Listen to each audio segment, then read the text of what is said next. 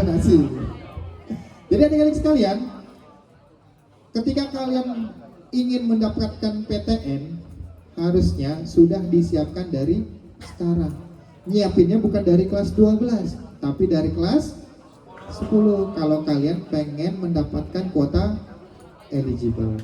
Nah, adik-adik sekalian, mari kita dengarkan bersama-sama informasi yang akan disampaikan oleh Kak Redia. Kepada Kak Redia dipersilakan.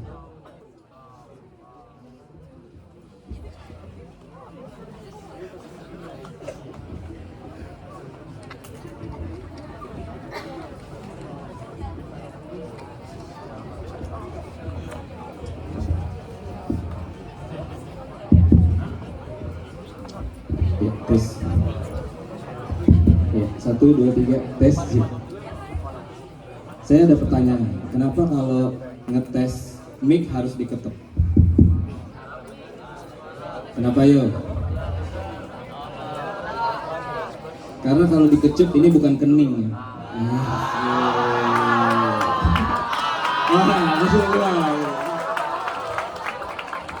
Iya, oke. Bismillahirrahmanirrahim. Assalamualaikum warahmatullahi wabarakatuh. Iya, salam kenal semuanya ya. Iya.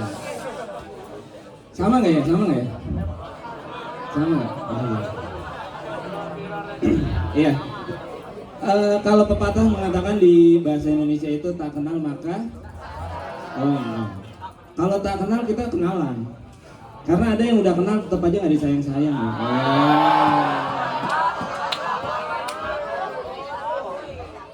Boro-boro disayang ya, boro-boro disayang. Di chat aja, chatnya nggak dibales. Jadi kalau lagi belajar Quran itu apa? Chatnya itu kayak nun mati di antara idgham bila gunah ya. Iya. Ada tapi nggak dibaca. Kasihan. Ya. Oke, adik-adik saya kenalan dulu. Ini kenalan saya ya. Jadi nama saya Redia Sistawan. Redia itu artinya anaknya Pak Redi nomor 2 ya. Iya, jadi bapak saya tuh ketika saya lahir itu belum punya nama, jadi dia bingung ya. Aduh, ini anak udah keluar ya, namanya apa gitu ya. Nah, ya udah nama saya Redi, kasih yang nomor 2. Kebetulan saya punya kakak 1. Ini anak yang kedua, jadi Redi yang nomor 2. Makanya panggilnya saya Reda, bukan Redi. Karena kalau dipanggil Redi nanti bapak saya yang datang gitu. Iya, kalau di rumah, di komplek rumah Redi gitu ya, nanti yang datang bapak saya. Jadi dipanggilnya Reda atau Redia ya. Tapi kalau teman-teman yang dekat dengan saya manggil saya pelan ya. Karena udah dekat ya, jadi penggang kuping saya, manggilnya pelan aja gitu ya. Ya. Iya. Kalau Sistawan itu ada kepanjangannya deh. Itu mencerminkan saya ngajarnya bahasa Indonesia karena namanya akronim. Akronim itu singkatan tapi yang berbentuk kata yang dilafal, bukan huruf-hurufnya yang disebut. Jadi kayak SMA 28, nah itu singkatan, bukan akronim. Karena kalau jadinya akronim jadinya SMAK 28. Mending SMAK, kalau SMK SMEK 28 yang nggak enak ya. Kuliah di mana? Di SMEK. Aduh, di SMEK lagi. Ya. Jadi disebutnya hurufnya. Nah, kalau saya Sistawan itu kepanjangannya konsisten, tabah dan dermawan. Nah. Iya. Baik hati, tidak sombong dan gemar menabung ya. Saya dulu cita-citanya pengen jadi dokter deh. Tapi nggak kesampaian karena udah keburu jadi pasien ya. Iya. Iya. Ketika saya kuliah pengen kuliah dokter itu saya baca satu kode etik dokter. Dokter itu tidak boleh jatuh cinta sama pasiennya. Khususnya untuk dokter hewan ini nggak boleh ya. Iya nggak boleh ya. Iya nggak boleh lah, masa sama hewan. Mending kalau sapi ya, ular gimana ular gitu. Iya, teman-teman suka nonton ini nggak? Pernah nonton Kung Fu Panda kan? Ada salah satu temennya Kung Fu Panda tuh ular sama jangkrik. Itu saya bingung itu gimana berantemnya. Iya. Oke deh, saya kuliahnya di UGM. Saya pengen tahu dong, di sini ada yang pengen masuk UGM nggak? Dari yang putri dulu. Banyak juga ya. UGM serius nih UGM. Bisa jadi presiden loh.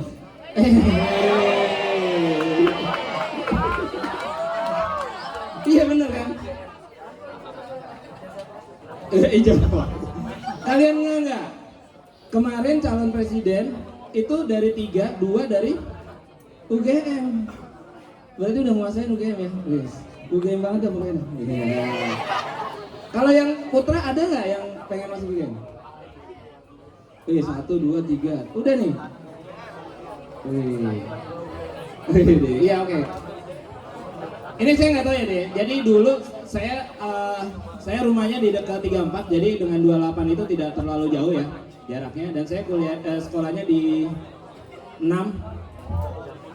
Gor Asik saya. Gor Asik.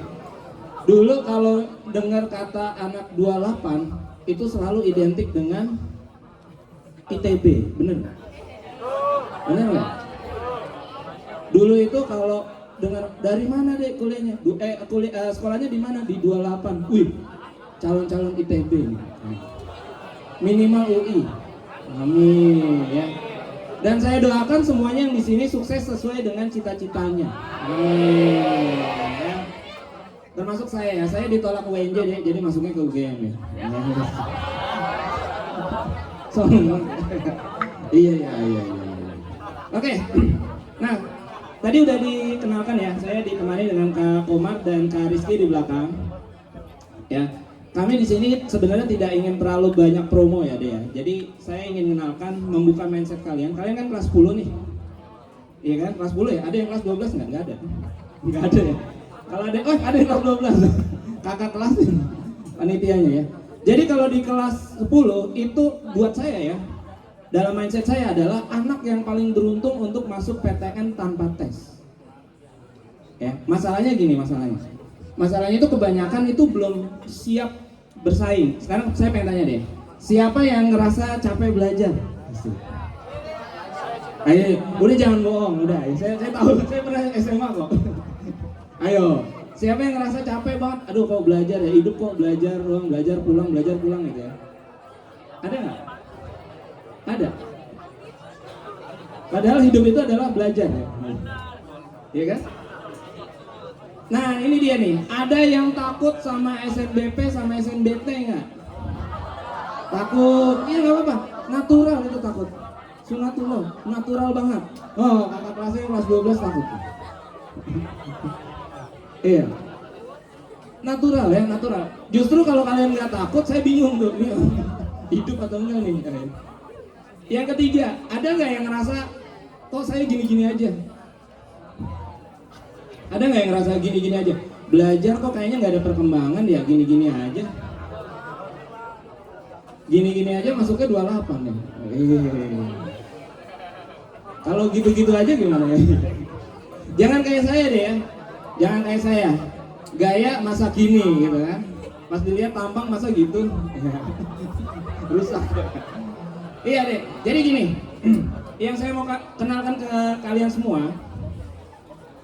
Dulu di Singapura itu ada orang ya yang neliti kalau bayi itu untuk bisa jalan itu jatuhnya 240 kali. Hubungannya apa dengan kita? Hubungannya adalah jadi sudah natural banget ya, sudah sunatullah banget kalau yang namanya hidup itu pasti ada jatuh sama bangun. Jadi kalau misalkan kalian ngerasa aduh kok kayaknya gue berat banget gitu ya, berat nih, lagi di bawah banget gitu ya, nah itu udah natural. Jadi gimana caranya kita bisa bangkit lagi aja gitu. Sama kayak waktu kita bayi nih. Kalian ingat nggak waktu zaman bayi kita ini? Bayi kita. Waktu zaman kita bayi. Nah, waktu zaman kita bayi itu kita jatuh dulu 240 kali sampai kita bisa jalan bener-bener tuh. Ingat nggak? Ingat? Nggak ada ya. Nggak ada ingat ya. Jadi kalian yang punya adik kecil nih baru belajar jalan, ya, terus udah jatuh 10 kali jalan, nah itu jatuhin lagi nih, jatuh apa? 240 gitu. Ya, jangan sampai 10 kali udah bisa jalan 240 gitu. Jadi udah natural banget tuh. Ini hubungannya dengan kita apa? Artinya jatuh itu bagian dari proses. Nah ini saya mau ngasih yang pahit-pahitnya dulu deh. Pahit-pahitnya dulu. Kenapa? Karena kebanyakan dari kita itu udah siap untuk berhasil tapi belum siap buat gagal. Ya. Belum pernah siap buat gagal. Aduh. Nah, ya. Iya kan? Nah. Saya mau kenalin alur masuk ke PTN ya. Jadi ini alur masuknya. Pertama, minimal kelas 10 tuh harus tahu dulu deh, harus tahu dulu ya. Pertama ada SNBP, P-nya apa? Prestasi. P-nya prestasi ya, bukan pasar ya. SNBT, T-nya tes. Jadi harus dites. Kalau yang satu prestasi itu berarti dari kelas 10 sekarang. Dan pertandingannya itu kalau atletik maraton. Jadi lari jarak jauh tuh. Maraton itu kan 40 kilo ya. Berarti lama banget dari kelas 10. Kalau SNBT itu analoginya sprint. Lari 100 meter. Kita baru ngegas di kelas 11 atau di kelas 12 bahkan. Ya, jadi kalian harus ubah mindsetnya. Ini kalau mindsetnya di orang tua, ini masalah uang. Karena SNBP itu relatif lebih murah dan lebih banyak keringanannya yang didapat. Kalau SNBT ada keringanan tapi nggak semuanya. Kalau mandiri, nah ingat mandiri nama bank berarti berkaitan sama uang. Jadi kalau kalian ngambil jalur mandiri berarti harus siap uang. Ya, meskipun nggak semua anak itu pengen mandiri ya, ada yang pengennya BRI, BCA atau cash juga ya. Iya. Ya. Lah, kalau ditambahin nih 20, 30, 40, 90% kan? Nah, pertanyaannya 10%-nya kemana? Oh, jalur ordal. Iya memang sih, itu salah satunya ada jalur titipan ya. Titipan Allah melalui jalur tahfiz, hafal Quran. Oh, Allah menitipkan anaknya situ. Kalau yang lain gimana Kak? Yang lain itu ada atlet, tuh, ada yang ikut OSN, sering ikut OSN tuh, sertifikatnya banyak, bisa ngajuin lewat situ. Bahkan ada jalur yang unik deh. 2 tahun yang lalu kalau nggak salah ya. Waktu pandemi apa kalau nggak salah? UPN itu buka jalur influencer. Tapi diverifikasi dulu ini followersnya beli atau enggak gitu ya. Dilihat dulu organik. Tahun kemarin ITS yang buka kayak gitu. Jadi tidak setiap tahun buka. Makanya kita berdoa aja tahun depan mudah-mudahan buka jalur melalui ketampanan ya. Kita ngaca ganteng kan gitu guys. Bisa aja kan, nggak ada yang tahu ya. Nah itu jalurnya lewat 10% tadi ya. Sisanya lewat sini. Nah ini statistik SNBP deh. Ini statistik SNBP tapi 2000, udah masuk ya, 2026 nya udah masuk. Ya. Yang kalian perlu lihat ininya aja sebenarnya, tingkat kelulusannya. Rata-rata itu 21%. 20%-an lah. Ya, SNBP. SNBP ya. Ini prestasi dulu nih. Ini kalau di kelas 12 saya nggak akan liatin ini terlalu lama. Tapi kalau di kelas 10 saya kasih lihat yang lama. Ini insight-nya apa? Kok nggak nyampe 50% sih Kak? Karena kebanyakan anak-anak menganggap SNBP itu jalur hoki. Jadinya milihnya ngasal. Pilih kedokteran UI. Kalau keterima alhamdulillah, kalau enggak nanti ikut SNBT aja gitu. Kebanyakan seperti itu ya. Nah kalau kita di insight-nya, kalau kita dapat kesempatan itu harus diambil ya. Nggak boleh kita sia-siakan. Karena ada banyak anak lain yang pengen juga masuk di situ. Gitu ya. Jadi nanti kita termasuk orang yang menyia-nyiakan nikmat. Makanya rentangnya dikit, 22 sampai 24, kemudian 23 sampai 25, 22% sampai di 2026 kemarin itu hanya 21%. Dan uniknya yang terbanyak itu diterima di pilihan 1. Ya, di pilihan 1, SNBP pilihan 1. Pilihan kedua itu dikit banget. Bahkan ada beberapa PTN itu yang bilang kami tidak akan ngambil pilihan keduanya. Kalau PTN kami ditaruh di pilihan kedua. Salah satunya UI. UI berarti nggak pengen diduakan ya. Kalian aja nggak mau diduakan apalagi UI kan. Nah UI itu singkatan tuh. Kalau akronim jadinya UI. Ya. Nah saya kasih lihat statistik yang SNBT. Nih SNBT ya. Karena waktu saya bikin ini SNBT-nya belum keluar. Ya, ini 2025 terakhir ya. 2025 sama 27 sampai 29% ya. Dan mayoritas yang lulus adalah lulusan tahun berjalan. Jadi yang gap year itu kecil kemungkinannya. Analisisnya gimana? Analisisnya adalah karena kebanyakan anak gap year itu pikirannya udah kemana-mana, nggak fokus. Kalau kalian tuh masih fokus buat belajar gitu. Tapi kalau anak gap year kan udah ada yang mikirin nikah, ya, mikirin cicilan, gitu, mikirin negara gitu. Jadi pikirannya udah banyak. Ketika dia mau ujian dia puyeng gitu. Aduh nih apa lagi soalnya Allah gitu. Iya kan? Terus seolah-olah muncul teori konspirasi gitu, ngelihat angkanya toto, wah jawabannya B. Gitu.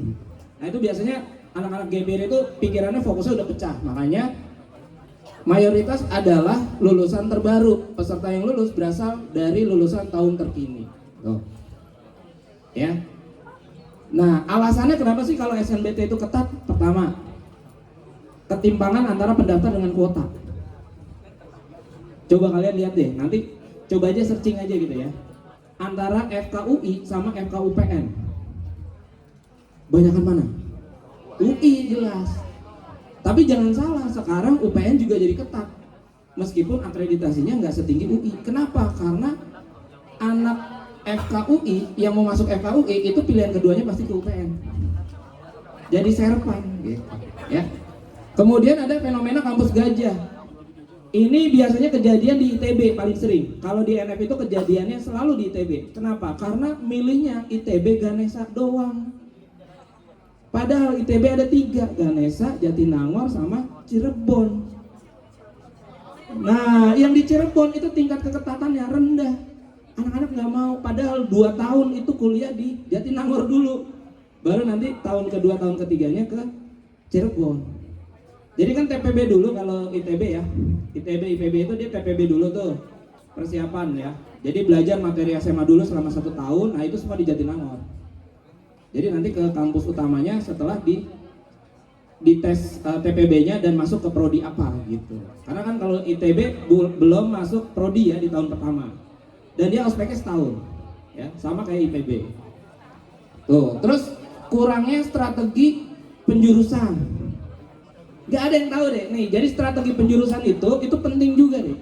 Kalau di NF kita punya yang namanya MBPJ, matriks bantu pemilihan jurusan yang disusun setiap tahun ya dari sertifikat yang dikasih dari siswa NF biasanya. Nah itu dia diolah ketemu skor yang tepat. Dan jangan percaya kalau misalkan ada yang ngasih tahu misalnya gini nih ya, kedokteran UI berapa skornya? 700. Itu nggak bisa. Dia harus rentang. Bentuknya harus rentang antara 700 sampai 750. Kenapa? Karena nilai SNBT itu fluktuatif. Dia nggak netep kayak TKA segini gitu, enggak ya. Dia fluktuatif. Ya, nah itu strateginya salah ya, karena apa, bahan ajarnya, bahan untuk ngambil keputusannya juga salah gitu ya. Terus tingkat kesulitan soalnya susah. Ya. Terus yang terakhir itu ada aturan anti ghosting ya. Jadi kalau salah langkah itu bisa menutup kita untuk ngambil jalur mandiri. Ya, jadi kadang-kadang anak-anak nyoba-nyoba nih, terus nggak sengaja didaftar ulang, udah keterima SNBT, daftar ulang, akhirnya nggak bisa ikut mandiri.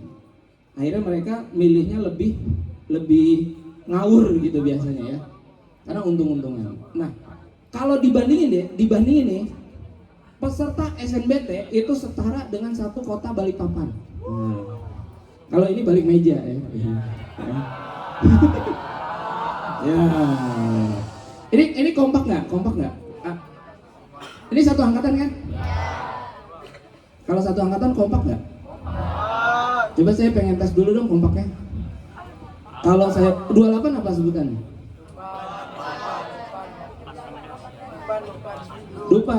Dupan di situ.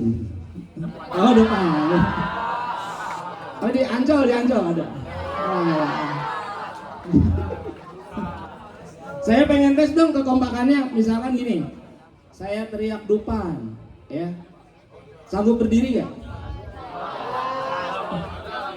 Enggak, enggak mau. Ya udah, entar berarti saya ngecek kekompakannya nanti aja, ya. Tapi kompak kan? Kompak. Oke, saya masih banyak games kok, tenang aja, ya. Oke deh, kita kembali ke jalan yang benar ya. Nah, kalau kalian mau bayangin ya, peserta SNBT itu setara dengan 1 kota Balikpapan. Jadi kalau kalian ke Balikpapan, itu 1 kotanya itu ikut SNBT semua tuh.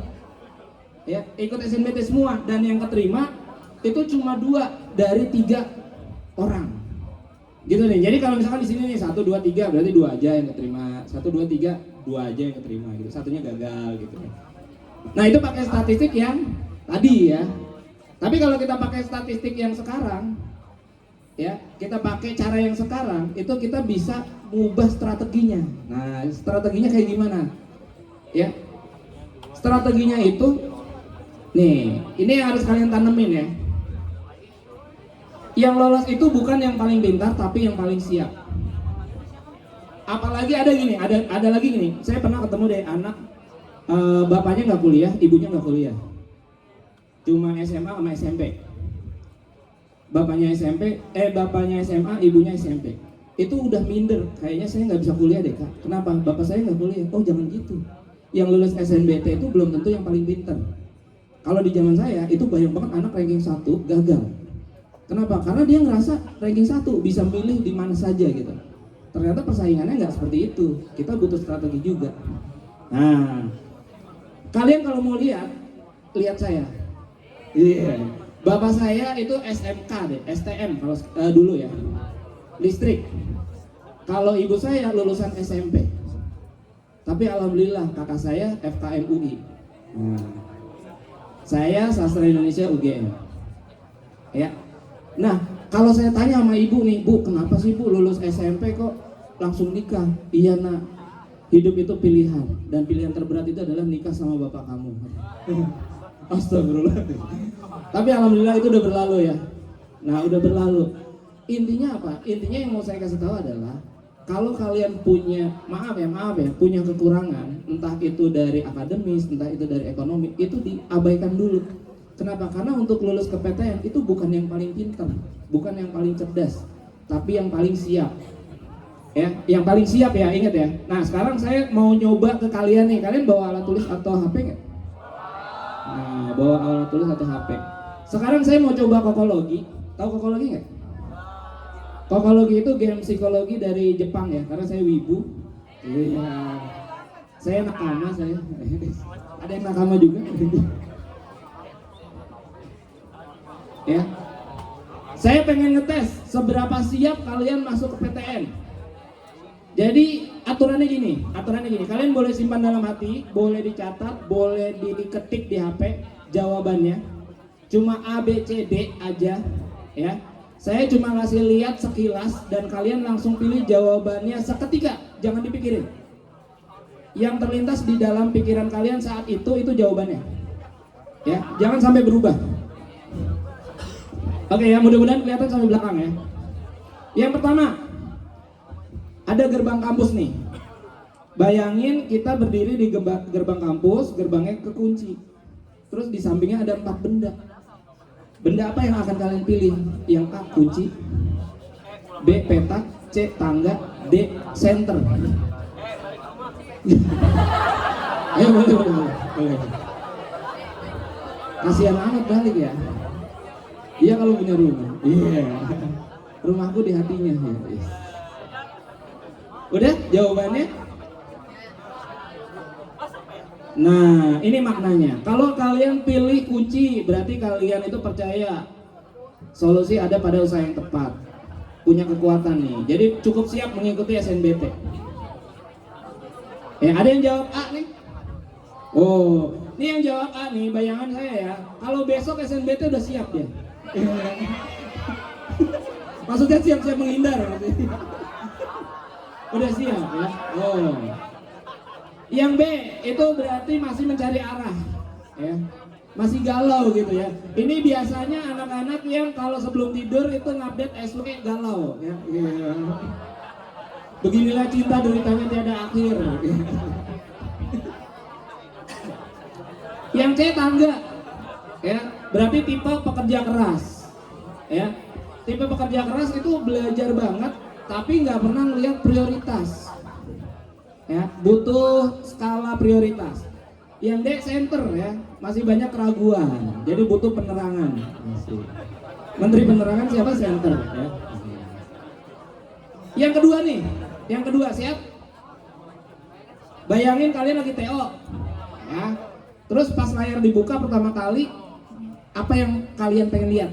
Yang pertama kali kalian pengen lihat itu pertama skor, terus ranking, mata pelajaran yang salah, atau prediksi kampus yang lolos.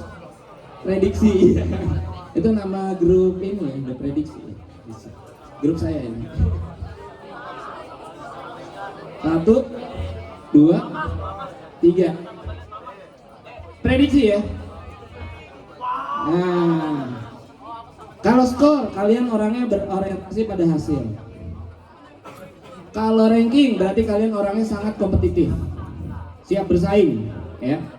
Kalau analisis salahnya ya, jumlah benar dan salahnya, berarti kalian tipikal anak yang growth mindset. Gak apa-apa salah, yang penting kita perbaiki. Apalagi ini biasanya cowok nih, cowok ya. Cowok itu milihnya yang suka salah ya, karena cowok kan selalu salah di mata wanita ya. Iya. Tapi kalau wanita lebih rentan kena diabetes. Iya. Cewek-cewek lebih rentan kena diabetes karena sering kena janji-janji manis cowok. Iya.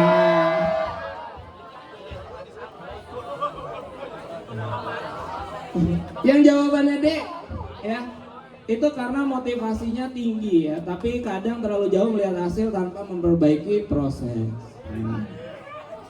Yang ketiga, tas belajar. Coba tas belajar nih. Besok adalah hari SNBT. Di tas hanya boleh bawa satu benda. Benda apa yang kamu pilih? Air minum, buku rumus, air minum, foto orang tua, jam tangan. Tumbler ya. Tumblernya Stanley gini. Taunya galon Indomaret tuh yang ada tambahannya gitu. Gede banget ya. Sama sumur-sumurnya kita bawa ya, sumur jam-jam. Udah deh ya jawabannya ya. 1, 2, 3. Nah, kalau jawabnya buku berarti kalian belum siap. Ini jangan main-main deh kalau yang ini, karena pengalaman saya itu ketika kita ujian itu pasti ada aja anak yang bawa buku, terus belajar di situ. Itu secara neuroscience nggak akan masuk itu, karena dia harusnya 2 hari sebelum hari H itu udah selesai. Bayangin otak kalian itu adalah kopi yang lagi diaduk, jadi kopinya itu biar ngendap itu harus didiemin 2 hari, baru ingatannya masuk ke otak kecil. Kalau otak kecil itu memori jangka panjang ya. Jadi kalau bawa buku kayaknya kalian belum siap untuk ujian. Air ya berarti sudah siap, tapi kalian biasanya dipengaruhi sama performa fisik. Ya bisa jadi kalian aus mulu gitu ya, lagi ngerjain aus gitu ya. Aus air disiram sama pemadam kebakaran gitu ya. Ada foto gitu ya. Ini kan kayak Mr. Bean nih. Mau ujian dipasang foto di meja depan. Bawa bingkai banyak banget dijejerin gitu, foto bapak, ibu, kakek, nenek, buyut semua dipajang gitu. Ya. Berarti kalian butuh seorang motivator dalam hidup. Ya. Kalau yang keempat jam ya. Berarti sadar manajemen waktunya adalah kunci keberhasilan SNBT. Nih, yang keempat itu jalan menuju kampus. Wis jalan. Kalian milih apa nih untuk ke kampus? Jalan tercepat, jalan paling rame, jalan paling sepi, atau jalan berputar tapi aman? Berputar tapi aman. Berarti jalan berputar tuh gini ya. Yang mana yo? 1, 2, 3. Nggak mau? Nih. Jawabannya adalah kalau yang A, jalan tercepat ya, berarti suka ngambil keputusan cepat-cepat. Yang B, mudah terpengaruh teman ya. Yang C itu mandiri sama fokus. Yang D itu strategi dan penuh perhitungan, jalannya memutar tapi paling aman. Kalian butuh strategi biasanya ya. Nah yang terakhir nih, nilai rahasia. Kalian dikasih amplop nih, terus ada hasil SNBT-nya, ya. Nah ini respon kalian gimana nih? Langsung buka, nunggu sendirian, ngasih orang tua atau nggak ingin buka? Ada yang langsung buka ya? Apa nih langsung ya? Malah masih di tangan yang ngasih. Apa nih mas? Kenceng banget ya. Oke, kita lihat ya maknanya apa. Nah, kalau langsung buka itu tipikal orang yang optimis. Ya. Kalau nunggu sendirian itu tipikal orang yang reflektif. Jadi bukan berarti dia malu, minder gitu ya. Karena kemarin itu banyak banget ya yang pengumuman SNBP itu siswa NF itu nunggu maghrib. Karena pengumumannya itu kalau nggak salah asar ya, jam 3-an. Nunggu sholat asar dulu. Kak saya sholat dulu ya kak, jangan dibuka ya kak gitu. Dia sholat dulu, zikir dulu, sampai maghrib ya baru dia buka gitu. Lama banget. Nah itu alhamdulillah ada anak-anak yang staying power, jadi dia tetap rendah hati gitu ya, tetap ikhlas, apapun hasilnya nanti saya ikhlas, ternyata keterima ya. Kemudian yang C itu berarti dukungan keluarga jadi sumber kekuatan. Iya, karena orang yang paling dekat dengan kita keluarga ya. Terus masih ada rasa takut gagal yang perlu diatasi. Ya ini kalau misalkan kalian nggak pengen buka ya. Nah intinya apa intinya deh? Ini tuh cuma ngegambarin self confidence kalian aja. Kalian tuh udah pede belum? Jadi kalau misalkan jawabannya A kebanyakan berarti kalian udah tergolong yang confidence ya. Oke. Nah, gimana cara kita nyiapin semuanya? Ya. Gimana cara kita nyiapin semuanya? Nih. Di kelas 10 sekarang kalian tolong pikirin kalian pengen jadi apa 5 sampai 10 tahun ke depan. Wih, seorang kaya. Orang kaya gampang ya, ngerampok kaya bisa. Nah, kaya yang halal gitu ya. Nah, jadi lebih spesifik. Terus pikirkan baik-baik kesempatan kalian hari ini itu tidak datang 2 kali. Coba saya tanya deh di sini deh, ada nggak yang nggak kebayang bisa masuk 28? Oh, ada tuh. Oh, banyak kan, yang cewek banyak banget nih, yang cowok ada tuh. Nggak kebayang bisa masuk ke 28, artinya apa? Kesempatan ini nggak datang 2 kali. Kalau kalian aja nggak ngebayang bisa masuk 28, berarti kalian harus belajar lebih baik gitu. Nah yang ketiga nih, bayangin ada orang tua atau orang-orang yang cinta dengan kita yang diam-diam berharap sama kita. Bener nggak? Ada, mungkin di antara kalian tuh ada yang orang tuanya ekspresif banget ya. Gimana deh sekolahnya? Kamu kurang apa deh? Sepatunya bolong apa gitu. Bajunya bolong tuh deh. Iya bu, kalau nggak bolong nggak bisa masuk. Ya, hanya pasti bolong bajunya gitu. Gitu kan? Ada yang kayak gitu. Ada yang orang tuanya diem aja. Tapi bukan berarti diem itu nggak perhatian. Bisa jadi perhatian tapi diem-diem nggak ditampilkan di depan kalian aja. Gitu. Karena itu yang kejadian sama saya. Saya deh keterima ke UGM. Itu ibu saya ternyata bikin tumpeng tapi nggak ngomong ke saya. Iya, karena terus terang saya dulu dicapnya nakal ya. Saya dicapnya nakal. Jadi dianggapnya saya tidak bakal bisa kuliah negeri katanya. Tapi ketika bisa masuk negeri, ibu juga biasa aja. Tapi ketika lulus baru ibu ngasih tahu, dulu ibu masakin tumpeng terus dikelilingin ke tetangga katanya. Ini anak saya. Sampai kalau bahasa sekarang tuh ngupdate status WA tuh. Anak-anak siapa yang sukses? Wih. Tiada tempat bagi kesombongan. Wih. Iya, sombong juga ibu saya ya. Iya kan? Dan percaya deh, kalau misalkan kalian sukses, ya, orang tua kalian itu apa ya? Kalau saya bilang ibu-ibu terutama ya, itu bakal mamerin kalian di gengnya dia, ya kan? Jalannya juga udah sombong gitu, wih. Anak kamu kuliahnya di mana? Iya nih saya baru dari Bandung, saya baru dari ITB, saya nganterin si Ade. Sombong banget ibu-ibu kayak gitu ya. Tapi lucu sih, gitu. Karena saya sering banget ya ngadepin yang kayak gitu ya. Karena itu kebanggaan buat orang tua, dan kalian akan dapat restu dan kemudahan ke depannya nantinya ya. Oke, nah sekarang 4 pondasinya gini deh ya. Saya ringkas saja. Kita tuh butuh 4 pondasi. Yang pertama itu kayak fundamental. Jadi kalau di NF itu yang diajarkan adalah konsep dasar dulu ya. Dibenerin dulu mindset kalian. Kalian mau berasal dari latar belakang apapun, kalian bisa sukses, bisa berhasil. Itu yang akan kita ajarkan. Terus yang kedua, ya, mastery learning. kita akan ngajarkan kalian pelajaran dari bawah. Bayangin ya, untuk mastery learning itu kayak gini konsepnya. Kalian pernah nggak lagi belajar ngerasa konsepnya kayaknya gue pernah belajar deh tapi lupa?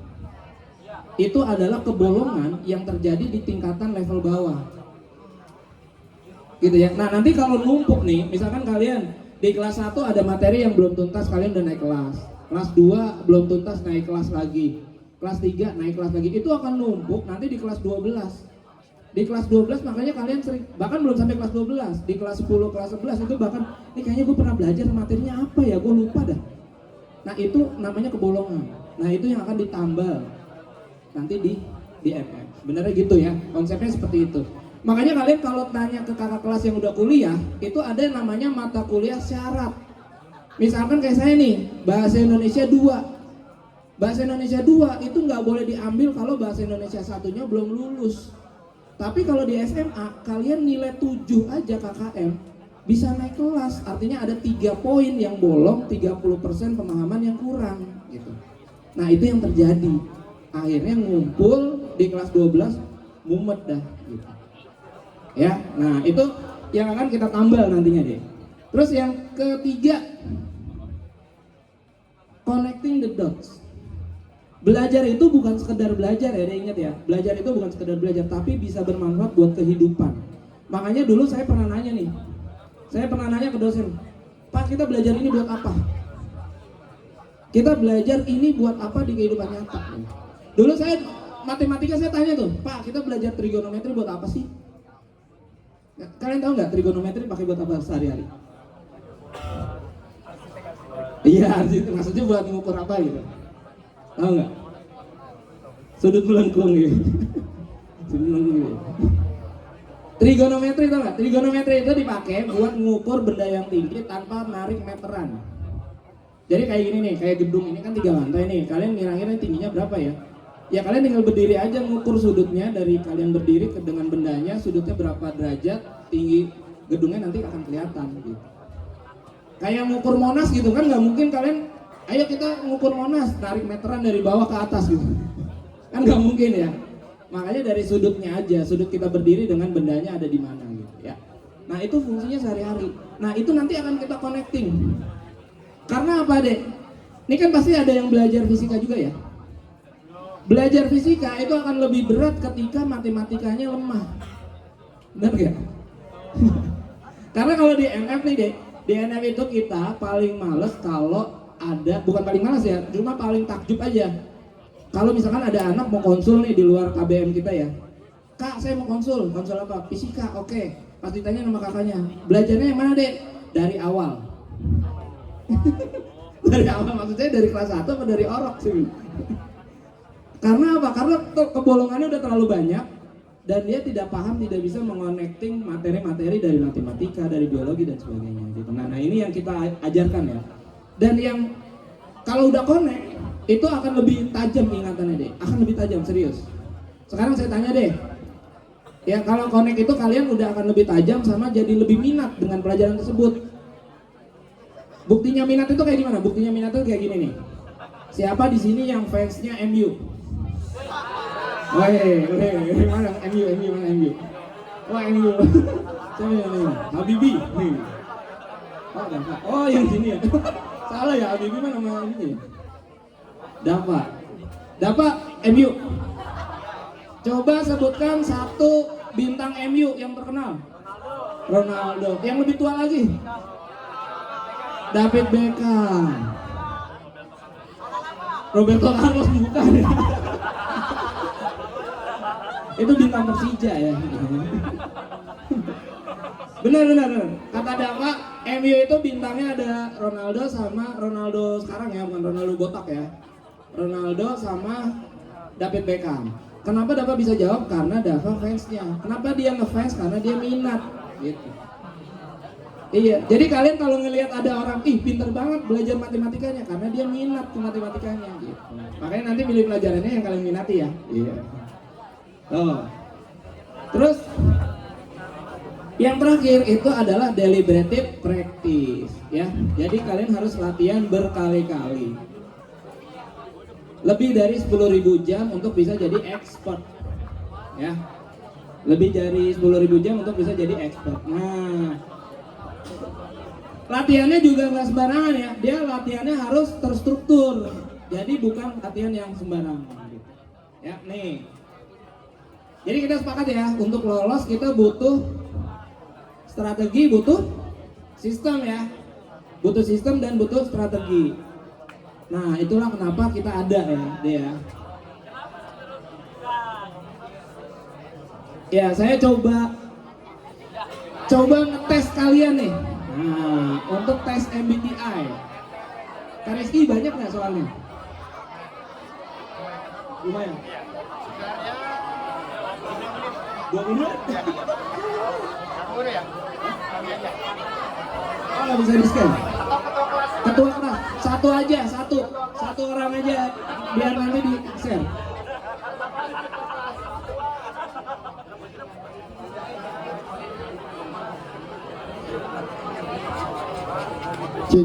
Ketua kelas ini kan ada 7 kelas ya. Ketua kelasnya maju ke depan aja, yang 7 orang itu. Ini kalau mau di-scan, bisa di-scan atau ada ketua kelasnya. Dari 7 kelas, tunjuk tangan ketua kelasnya.